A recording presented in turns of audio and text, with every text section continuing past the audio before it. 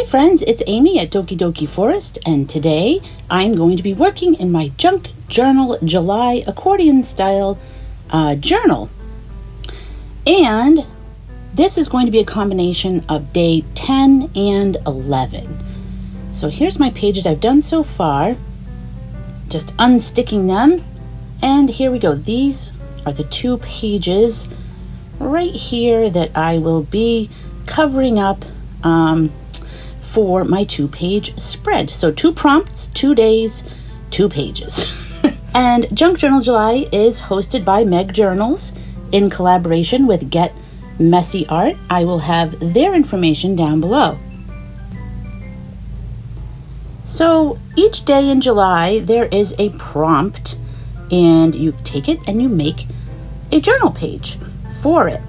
And for this challenge, I am not looking at the video that goes with each day and each prompt. So there are different artists that are contributing and putting up videos each day, and I am not watching those until after I do the prompts. When I did Get Messy May, they did the same thing where there was an inspiring video up each day, and I did watch it then, and I loved it because it gave me so many new ideas to try. But for this round, I decided that I'm just going to read the prompt, and whatever pops into my head, that's what I'm going to do.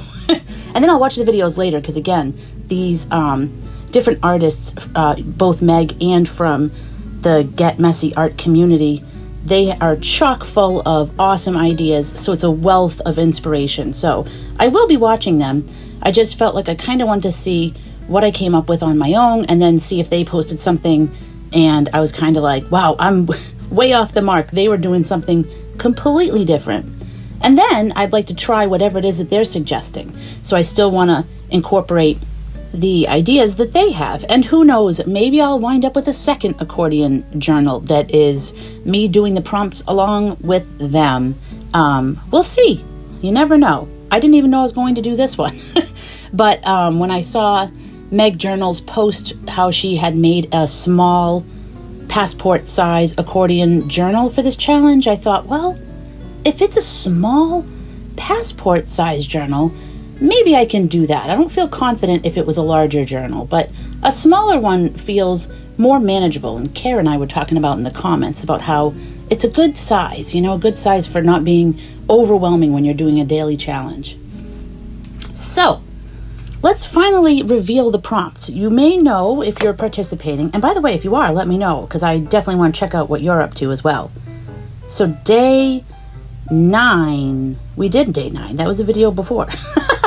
Okay, so 10 and 11. So day 10 was stripped back, and day 11 was paper samples.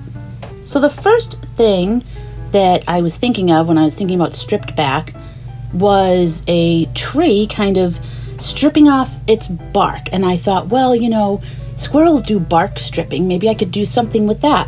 And then I didn't really want to do that because I didn't want the tree to be getting torn apart or something like that. I wanted the tree to kind of be the main feature.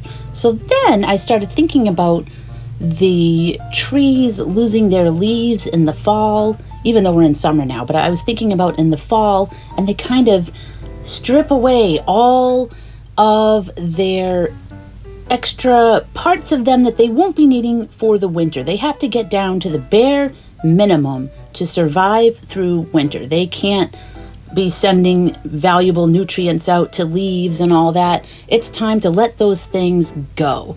So that was my theme, was letting something go and getting down to the bare minimum, or just the essentials. So everything is stripped back to the essentials. So that was my thought process with this. And so in my first frame here, in my first page, I'm going to have a tree just, kind of letting those leaves go, shaking her branches, and away they go, and she's happy to do it. And I realized the roots down there look a little like tentacles, but they are roots, in case you were wondering. And then I thought that prompt 11 went with it because it's paper samples. And I was thinking, well, I could have the leaves be like paper samples. I'll put some different scraps of paper and stuff on my desk, And I can have that sort of be like the leaves and all the extra bits and pieces that the tree doesn't need. So here I'm just doing my watercolor process, which I know you've seen many times, so you're probably used to the whole thing right now. Start with pencil, then ink, wait for that ink to dry, very essential step, and then paint with watercolor. Add different layers as each layer dries if you want. And then I'm just doing some different shading here, and then I'll just do the white gel pen. Then I'll cut these out and add them to my pages. And there's that white gel pen. That's definitely on my list of essential art supplies. And it was important to me that in both of these illustrations, the tree is feeling very good about the process, very happy about the process. There's nothing scary about letting go. There's no worry about whether, they're going to survive the harsh weather that's coming. They're going to weather the storms. They're going to make it through, and they're going to do that by just realizing what they really need and not having anything extra. This is like a lesson for me too, because I need to strip back my belongings and let things go. So that's a goal for me. So this page is, I can totally relate to it, of course, which is why I'm drawing it. And let me know if you're sort of in that phase too, or if you were ever in that phase where you just realized like, it's just time to let some stuff go. And it can be hard. But this tree has done it. This is an expert. This tree is like the KonMari expert of letting go. Feng Shui expert. They've done this before. They know just what to do, and they're completely comfortable. So this tree is happy when they're letting their leaves go. They don't feel a sense of loss.